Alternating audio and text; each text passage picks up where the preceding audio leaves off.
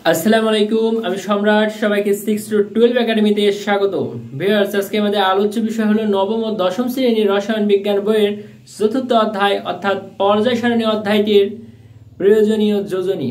আমি যোজনী বের করার খুবই সহজ এবং সংক্ষিপ্ত নিয়ম নিয়ে ক্লাসটি তৈরি করেছি। চলো ক্লাসটি একটু আলোচনা করে দেখি।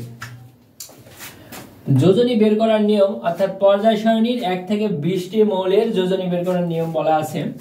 1 থেকে 20টি মৌলের যোজনী জানলে আর যোজনী জানার প্রয়োজন হয় না। এই পর্যায় সারণীতে ইলেকট্রন বিন্যাস করে সর্বশেষ কক্ষপথে 1 থেকে 4 যদি আসে তাহলে যোজনী সেই 1 থেকে 4 পর্যন্তই হয়। আর যদি 4 এর বেশি আসে তাহলে 8 থেকে বিয়োগ করলে যোজনী পাওয়া যায়। এটা সহজ এবং সংক্ষিপ্ত নিয়ম। আর কোনো মৌলের কক্ষপথ কিংবা অষ্টক পূর্ণ থাকলে সেই মৌলের যোজনী শূন্য হয়। যেমন এখানে আমার প্রথম মৌল হাইড্রোজেন, ইলেকট্রন বিন্যাসে প্রথম কক্ষপথে ইলেকট্রন আছে একটা, এটার প্রথম কক্ষপথই হলো শেষ কক্ষপথ, যেহেতু একটা ইলেকট্রন আছে সেহেতু যোজনী 1।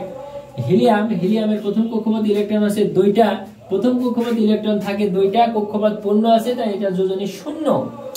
লিথিয়াম 3 নাম্বার মৌল, ইলেকট্রন বিন্যাস 2-1, সর্বশেষ কক্ষপথে আছে 1টি অর্থাৎ এর যোজনী 1। বেরিয়াম 4 নাম্বার মৌল, ইলেকট্রন বিন্যাস 2-2, সর্বশেষ কক্ষপথে ইলেকট্রন আছে 3টি, এর 2টি, তার যোজনী 2। বোরন 5 নাম্বার মৌল, ইলেকট্রন বিন্যাস করলে হয় 2 আর 3, সর্বশেষ কক্ষপথে আছে 3, তাই এর যোজনী 3। কার্বন ইলেকট্রন বিন্যাস করলে হয় 2-4, সর্বশেষ কক্ষপথে আছে 4, কার্বনের যোজনী 4। আর নাইট্রোজেন ইলেকট্রন বিন্যাস করলে হয় 2-5, শেষ কক্ষপথে আছে 5 অর্থাৎ 4 এর বেশি, তাহলে 8 থেকে বিয়োগ করলে যোজনী পাওয়া যায়। 4 এর বেশি 8 থেকে বিয়োগ করতে হবে 5, তাহলে আমাদের ফলাফল হলো 3, এই যে যোজনী 3। অর্থাৎ ইলেকট্রন বিন্যাস করে শেষ কক্ষপথে 4 এর বেশি হলে 8 থেকে বিয়োগ করলে যোজনী পাওয়া যায়। 8 থেকে 5 বিয়োগ করলে হয় 3।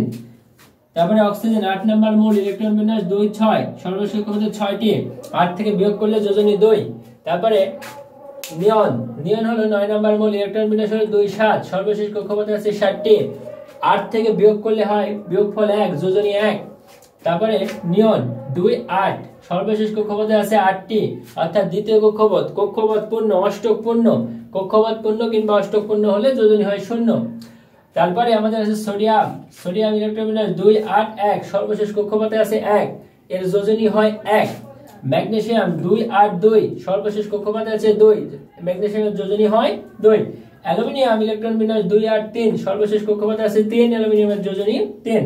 সিলিকন 2-8-4, সর্বশেষ কক্ষপথে আছে 4, সিলিকনের যোজনী হয় 4।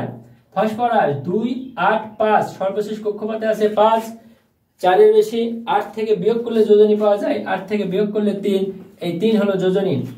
তারপরে সালফার ইলেকট্রন বিন্যাস 2-8-6, সর্বশেষ কক্ষপথে আছে 6টি, 8 থেকে বিয়োগ করলে বিয়োগফল হয় 2, এই যে যোজনী হলো 2। তারপরে ক্লোরিন 17 2-8-7, সর্বশেষ কক্ষপথে আছে 7টি, 8 থেকে বিয়োগ করলে হয় 1, এই যে যোজনী 1। তারপরে আর্গন ইলেকট্রন বিন্যাস হলো 2-8-8, সর্বশেষ কক্ষপথে আছে 8, অষ্টক পূর্ণ হলো যোজনী 0 হয়। পটাশিয়াম 2-8-8-1, সর্বশেষ কক্ষপথে আছে 1, তাই যোজনী হয় 1। আর ক্যালসিয়াম 20 নাম্বার মৌল, ইলেকট্রন বিন্যাস 2-8-8-2, সর্বশেষ কক্ষপথে আছে 2, তাহলে যোজনী হয় 2। এই কয়টি হলো আমাদের মৌলের ইলেকট্রন বিন্যাস। এই 1 থেকে 20 পর্যন্ত কয়েকটি মৌল আছে যেগুলো যোজনী 1 এর অধিক হয়, সেগুলো হলো কার্বনের যোজনী হলো আমাদের 2-4, নাইট্রোজেনের যোজনী হয় আমাদের 3-5। তারপরে আমাদের এখানে আছে ফসফরাসের যোজনী হয় 3-5।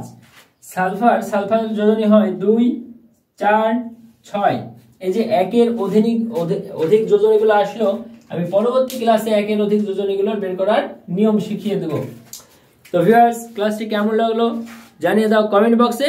ষষ্ঠ থেকে দশম শ্রেণী পর্যন্ত Bangla, English, physics, chemistry, biology, একাদশ থেকে দ্বাদশ শ্রেণী পর্যন্ত ইংলিশ, বাংলা, আইসিটি নতুন ক্লাস পেতে আমার চ্যানেলটি সাবস্ক্রাইব করে রেখো। আল্লাহ হাফেজ।